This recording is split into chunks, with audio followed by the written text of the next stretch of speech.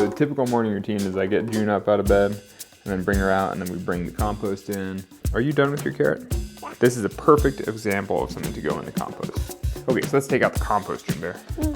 Yeah, get psyched. Are you pretty excited about the compost?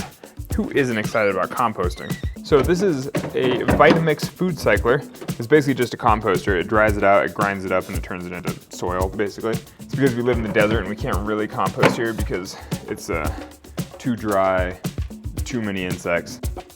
Composting, I think of as one of those win-win sorts of solutions where if you have food waste, it makes more sense to leave the mass on your property in the form of soil rather than ship the food somewhere else, which burns fuel, and then to leave it to digest anaerobically, because most landfills basically compress the food waste, so it can't digest the way it normally would. There's no, like, it won't break down as food should. It'll just decompose anaerobically, which emits methane, which is basically worse for the environment.